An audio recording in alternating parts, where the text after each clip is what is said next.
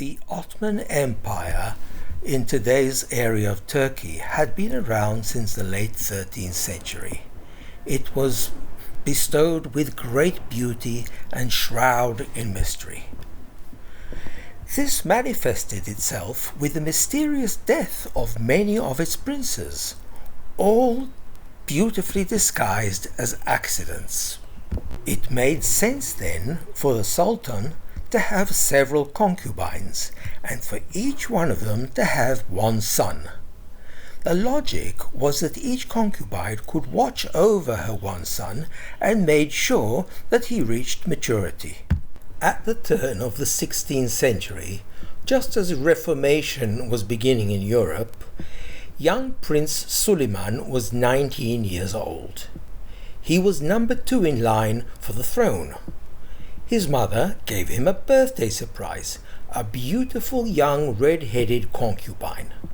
Now I will point out this was not such a surprise because he had already gotten one for his 18th birthday.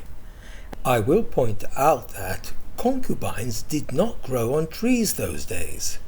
By definition, they were slave girls.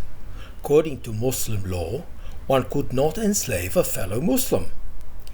The empire those days was vast. You had to travel to far lands to find non-Muslims. Respectable Christian families, on the other hand, were rarely inclined to sell their daughters into slavery. So a raiding party had to venture all the way up to the Black Sea to reach Ukraine and kidnapped several young maidens. One of these was the enchanting Rostalana, a priest's daughter with white skin and hair like a sunset in May. These were fine quality women and were treated with great respect. Sulliman's mother was a formidable figure. No one would have mistreated any of these girls. Sulliman's mother, later known as Hafsa Sultan, the young lioness, interviewed each one of these girls before finally choosing Rostalana, just to make sure they were sufficiently ladylike. They were all intelligent and beautiful indeed, but Rostalana spat in the lady's face and was immediately chosen to be the one. One had to be feisty to survive in the harem. And Sulliman, later to be known as the Magnificent. No, you can't see the magnificent part in the picture. He was very happy with his present.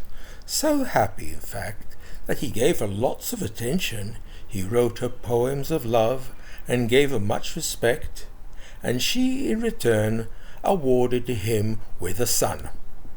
According to empire standards, once a concubine produced a son, she is expected to move away from her master, live in the harem, and take care of his son. But the young couple were much in love, and 2 years later, Roxolana had another son. Here I need to explain that the rules of an empire are written in blood.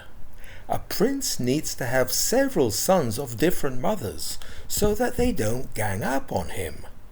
Once a baby is born, a baby prince cannot afford to lose his mother to additional childbearing. Everything made lots of sense, but not to Sulliman and to his beloved. As I mentioned, Sulliman was second in line for the throne. His brother was first, and he had 5 consorts in the harem, and they were very dominant. So powerful they were that they arranged for a food boycott on poor Roxolana. While Sulliman was away for his affairs, poor Roxolana almost starved to death. When Prince Sulliman heard of this, he was very unhappy. Here I need to explain that in the empire they didn't like sharp corners, in particular when it came to women, and especially not the sultan's concubine. It was thus very upsetting for Sulliman to see that Roxolana had been emaciated and gaunt. That did not suit his needs. Yes, he still had needs those days. Sulliman was a man of action. He immediately took Roxolana out of the harem.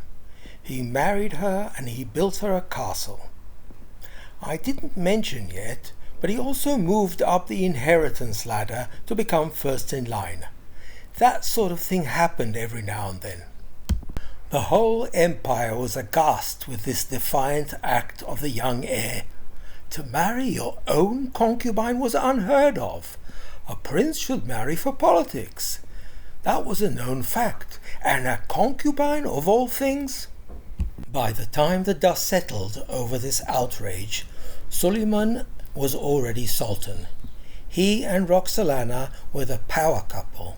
They had 4 sons and a daughter together. He made all the decisions, and she told him how to decide. Now this was a time of expansion for the empire. They had grown to include the entire area of Syria, Egypt, Israel. Jerusalem was included, and Roxolana was gracious enough to administer herself the province that lay between Jerusalem and Jaffa in today's Israel. She also received the tax income that was generated. She was an in-charge personality. Over the years, her love for her husband grew to a true partnership.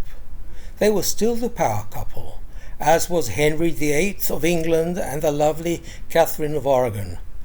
The empire was at its biggest and richest state. Roxolana was so happy. She was euphoric. She finally got to visit Jerusalem, the place of the crucifixion of Christ. Temple Mount. All the sights were at her feet. Now Roxolana had become a Muslim. As one, she was expected to provide for charity, especially that she was making money. Roxolana was no exception. She had money, and she provided charity in the form of a poorhouse in Jerusalem.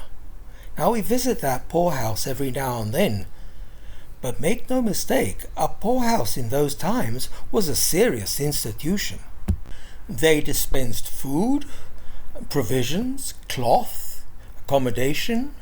All officials, army officers, ministers, religious personnel, they will all send their servants to obtain the goods. It was a place where salaries were paid. It was a place where everyone was meeting, like a stock exchange. And it was being raided by desert folks. Despite the efforts to guard the institution, desert bands from the Judea Hill would break in and run off with the goods. This was very upsetting for Roxolana, who liked law and order. That place was like a baby for her. She was beside herself with grief. "My darling," she wrote, "I feel violated. Strange men raid the city and rob you of your assets. Would you see fit to protect me?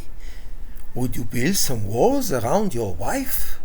Would you protect the holy city of Jerusalem?" she asked her husband in a very passionate letter. "It will be a noble thing of you," she wrote. "My flower, the pupil of my eye, my heart, I will do anything for you. But Jerusalem is 1,000 miles away from my capital, and there is so much to be accomplished. All the resources are used up. Perhaps in the future, perhaps next year," he replied. "My beloved," she wrote, "I do not sleep at night, I am so afraid. My eyelashes are soaked with tears. My love for you is beyond words. I am being humiliated by bandits. Your honor is being dragged through the alleys of Jerusalem by thugs and thieves. Please arrange to have a wall to protect your name and your wife." We can all see where all this is going, can't we? She would never have given in. She needed the walls. She liked certainty. "Would you do this for my love to you?" she murmured. Sulliman the Magnificent, Sultan of the Empire, was going to take the trip and visit the holy city himself. He had already decided.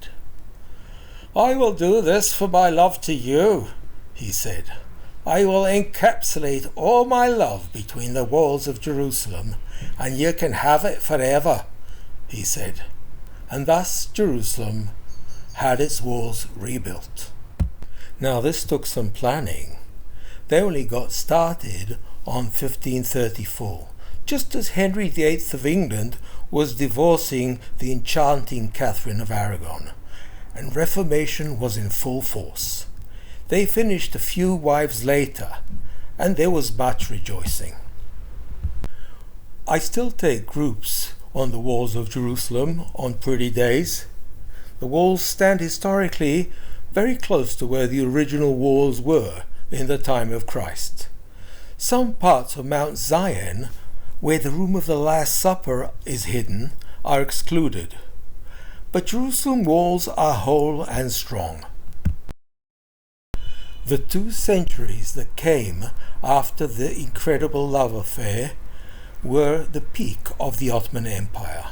For 200 years, the empire was run by wise men and powerful women.